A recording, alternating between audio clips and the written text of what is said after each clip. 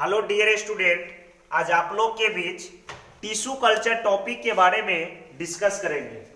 तो यहाँ पे ध्यान से समझिए, टिश्यू कल्चर को हिंदी में बोलते हैं उत्तक संवर्धन। टिश्यू कल्चर होता क्या है? जब जड़ तथा पत्ती के मदद से कृत्रिम माध्यम में नया पौधा का निर्माण करते हैं तो उसे उत्तक संवर्धन कहते हैं। उसे क्या कहते हैं? उत्तक संवर्धन। उत्तक संवर्धन में भाग लेने वाले को क्या कहा जाता है? तो कैलस। तो पौधा का वैसा अपरिवर्तित रूप जिसका उपयोग उत्तक संवर्धन में होता है उसे क्या कहते हैं? कैलस कहते हैं। पौधा का वैसा अपरिवर्तित रूप जिसका उपयोग उत्तक संवर्धन में होता है उसे कहते हैं कैलस। क्या कहते हैं? कैलस। अब क्या करेंगे, देखिए यार, पत्ती के मदद से क्या किसका निर्माण करेंगे? कैलस का। अब कैलस का जब निर्माण हुआ तो इसको हम डालेंगे प्रकनली में। अब प्रकनली में डालने के बाद अब इसको वृद्धि होने के लिए कुछ पादप हार्मोन की आवश्यकता होती है, और वह पादप हार्मोन ऑक्सिन और साइटोकाइनिन है। वह पादप हार्मोन क्या है? ऑक्सिन और साइटोकाइनिन है।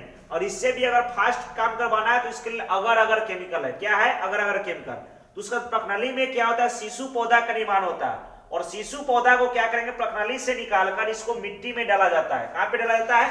मिट्टी में। तो इस पूरा प्रोसेस को बोलते हैं उत्तक संवर्धन। अब इसमें स्टेप फर्स्ट में सबसे पहले क्या किए हैं कि सबसे पहले जड़ तना तथा पत्ती के मदद से कृत्रिम माध्यम में कैलस का निर्माण करते हैं। किसका निर्माण करते हैं? कैलस का।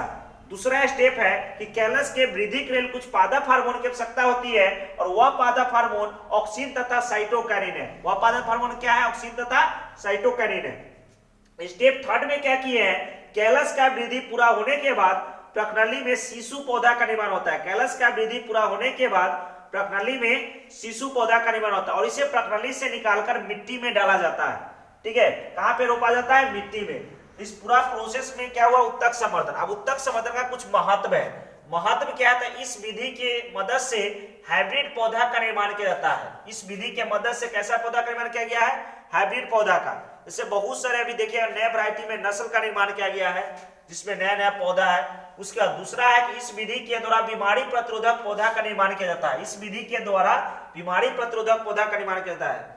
तीसरा है इस विधि के द्वारा पौधा की संख्या को बढ़ाया जाता है। इस विधि के द्वारा किसके संख्या को बढ़ाया जाता है? पौधा की संख्या को बढ़ाया जाता है। तो हम लोग जो ये प्रश्न जो है आपको बिहार बोर्ड में दीर्घ उत्तरीय प्रश्न पूछता है, और 2 नंबर में पूछेगा तो आपको सिर्फ उत्तक संवर्धन की परिभाषा पूछेगा, तो आप उत्तक संवर्धन की परिभाषा लिख दीजिएगा।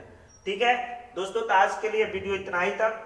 तो आप लोग चैनल को अवश्य सब्सक्राइब कीजिएगा और लाइक भी कीजिएगा। ठीक है।